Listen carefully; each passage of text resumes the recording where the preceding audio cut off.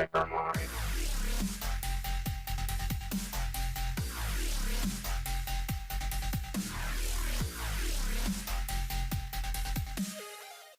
G'day fellow miners and welcome back to the Hypermine server. My name is Armitage. This is episode 10 in my Hypermine series, and today we have got a lot to cover. I've been a very busy boy, so I'm going to make it fast. If you remember in the last episode we talked very at length about this setup, the squeezers and carpenters. We're going to start getting into beekeeping, and so I have built a few bits and pieces to go along with that thing. I put another little platform in here, and I have put in these things here which are acclimatizers. So straight into the episode, we get some stuff done, and basically what acclimatizers do is you put an ingredient in this slot and a bee in this slot, and it will actually change its temperature and humidity tolerances. As you can see, the green writing there, it says T normal up 5, H normal down 3. Basically what that means is that this bee is capable of handling any temperature range from normal right up to hellish, which is what we have here in the nether, and that's the whole point. It's also capable of sustaining or tolerances of humidity of normal down to arid, because there's, I think, about 6 temperature brackets. I believe it goes frozen, cold, normal, hot, warm, hot, hellish, and then for humidity it is arid, normal, and wet, I think, or moist. Moist sounds a bit bleh, a bit dodgy. But anyway, and the different ingredients you can put in here is sand will affect its humidity tolerance. So you can put in sand or ice, and that will sand or water actually, I think, affects its tolerance, its humidity tolerance. And for the temperature tolerance, I think I don't. For the temperature tolerance, you use ice to bring it down, to make it handle like the lower temperatures, like freezing and cold, and you use lava to push it up to make it go up to those warm, hot, and hellish climates. So I've been doing that. I'm waiting on this Valiant drone to get another tick down of humidity. I don't need to. It only needs to go down 1 because it's on normal, and as I said, there's only 3 stages or 3 steps in the humidity ladder, and that's arid, normal, wet, I believe. I'm pretty sure. But I've decided to push the tolerances all the way down and all the way up. And I could actually do it up and down both 5, but I'm not going to bother with that now. The only reason I'm doing this is so that I can breed bees in the nether. And I'm going to use these Valiant drones because they have the nocturnal trait to begin with, and they also have long life to begin with. So my aim is to breed these bees and breed a lot of drones, a lot of spare drones, which I will have, because I believe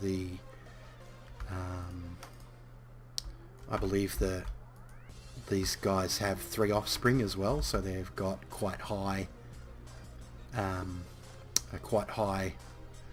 can't remember what they call it. Anyway, they produce a lot of offspring. Fertility, that's it, high fertility. Long life, and they're nocturnal off the bat, so that straight away they start with that. They're also they're also cave dwelling, which is another nice trait. So these guys will work in the nether, they'll work in caves, and they'll work at night. And you have to have nocturnal in order to work in the nether, because it's pretty much eternal night in here. So yeah, that's that. I have a little very, very rudimentary setup down here for a single hive, and I have a princess in here that has the temperature and humidity tolerances at the place where I want them, up 5, down 5. And what happens here is when I breed this with, obviously with a drone, it'll create a queen with the same traits. Queen will go along, live its life, produce its whatever it produces. I think it's cocoa combs and sugar, the productions that it makes. It'll die, breed a princess and a bunch of drones. They will get sucked out by this wooden pipe, fed into this apiary pipe, and this apiary pipe has got white pointing up, yellow pointing to the right. And I've basically said any bees go to white, anything goes to yellow. So this will feed the princess, and it'll feed the drones into the apiary, and it'll feed the honeycomb and side production, which I think is sugar from Valiant Bees, down here to this tube, which will eventually have an item tesseract on it. Tesseract. And we will just quickly grab an item tesseract. Yep, there we go. I got loads of them because, oh wait, maybe I already had an item. I did have an item tesseract anyway. I've got loads of those, so because I had that lava generation set up in the roof earlier, if you remember, that I pulled down and put in the tanks. So we'll say send, and we'll set this to network output, or network input, sorry, and lock that frequency in. So everything will go here, and it'll just get fed into the ME system. So let's quickly go back up. We'll check that B, see if he's finished yet. He's not finished yet. Alright, so while that B is working away, I want to show you the other thing that I wanted to look at. And as I said, I've been a very busy boy. And you can see my fusion reactor down in the fusion room below is churning out the UU matter now. I haven't made much with it. There was a lot more. I had about 3,500, but I made something else with it. But we're going to look at something else before that. This little fellow here. This is a touchscreen controlled portal. So basically, if I want to go somewhere, let's say I want to go to Ruby's place, I click Ruby's name, lights up, and gives me a message saying opening portal, and boom, it opens a portal. And then this portal will stay open for about 2 or 3 seconds, I believe it is. It varies because the server, there you go, so it turns off automatically. The server is a little bit laggy, which is slightly disappointing, but you know, what can you do? And yeah, it resets itself, and I can do that for pretty much anyone's place. As you can see, clicking that took quite a while, and boom, there we go, another portal, and that'll close down shortly. So that's an automatic portal selection system for using computer craft touchscreens. And to give you a basic, I'm not going to go into the program because it's really long. It's like 400 lines long on this and about 150 on this. But basically what it does is it waits for a touch event, and the touch event, like when you touch a screen on an advanced computer, and you have the touch event set up in the program, it returns a bunch of different variables.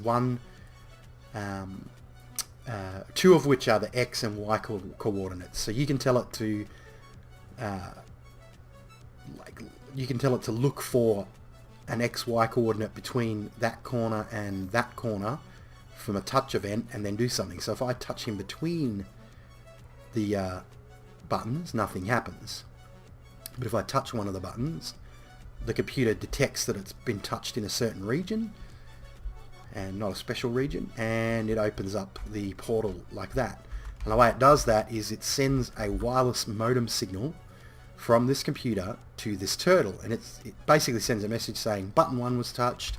The turtle reads the message, and then it says, okay, based on the fact that button 1 was touched, I will select a specific slot in my inventory, and I will place it into this receptacle here.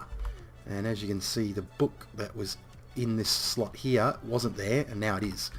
So it pops it in the receptacle, the portal opens, and then this turtle waits about 2 or 3 seconds, and once the 2 or 3 seconds is up, it sends a redstone signal up, which this gate detects. When the gate detects the redstone signal, it turns the red pipe signal high, so this red pipe signal lights up. then this autarkic gate detects the red pipe signal, and it performs an energy pulsar, which removes the book from the receptacle. So why didn't I, to those who are turtle savvy and computercraft savvy, why didn't I just use the turtle to suck the book out of the receptacle?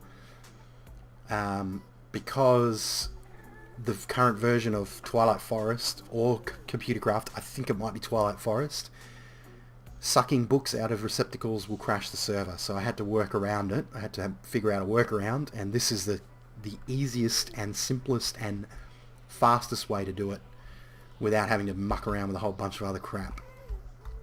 So I'm pretty happy with the way this works. It is a little slow on the server because of the lag that we almost continually have to deal with. It's a bit of an issue. We still haven't located what is actually causing it. It could just be the fact that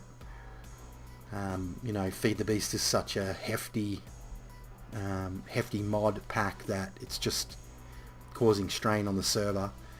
But it is a fair bit quicker in single player. Actually, it's too quick in single player. I had to speed this up in multiplayer so that you wouldn't be standing here for like 5 seconds waiting for a portal to open.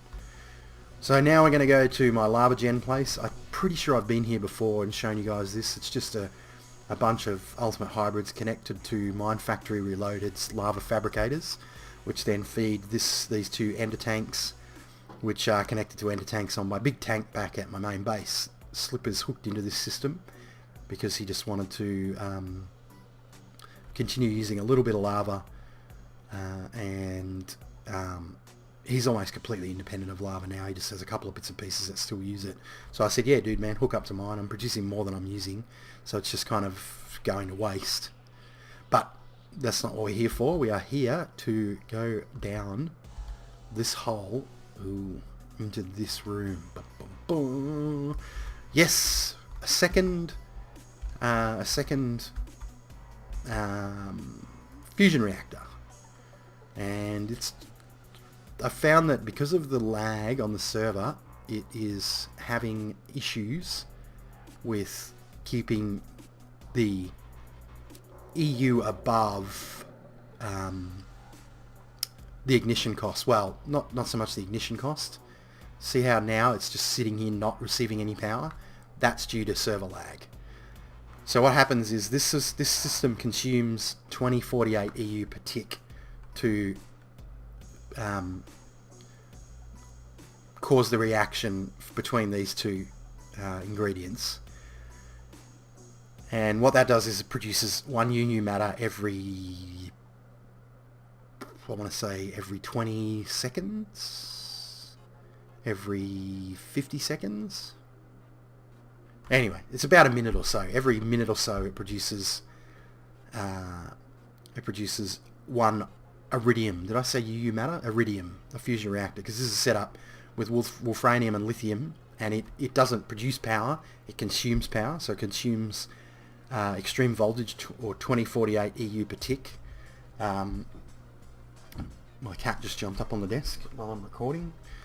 And yeah, it produces iridium, and it produces iridium really quickly, like 1 a minute or thereabouts. It's every 1024 ticks. A single cycle is 1024 ticks. And I have 5 ultimate hybrids up there so that I could power all the additional machines, all of these centrifuges, of which there is 33 centrifuges producing, they are centrifuging lava, and the lava gets converted into copper, tin, tungsten dust, and electrum. The electrum and copper I send back to base. The tin I leave here, and that gets converted into empty cells, which reside here in this fabricator. The tiny piles of tungsten dust are converted to tungsten dust.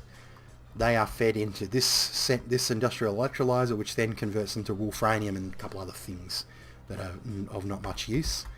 I also have clay blocks being fed to the system, which go into this pulverizer, And I'm creating the clay blocks using a term of alkahest and my iron, which is made from ender pearls.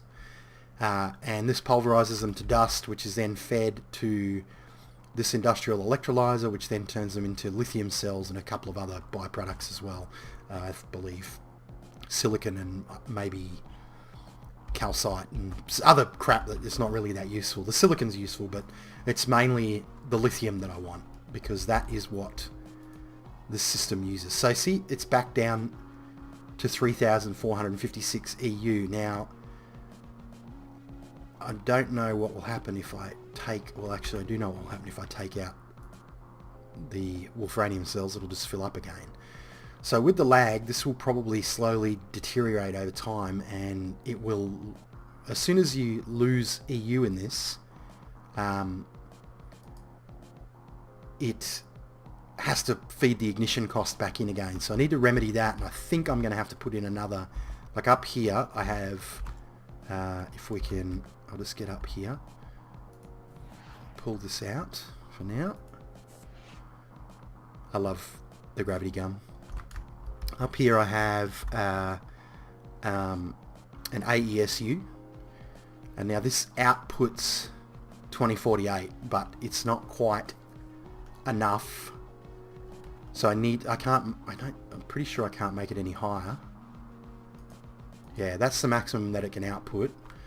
And if the server misses a few ticks, this will go down and hit 0, and this will get no power for that period, because the whole time it's consuming that 2048 EU per tick.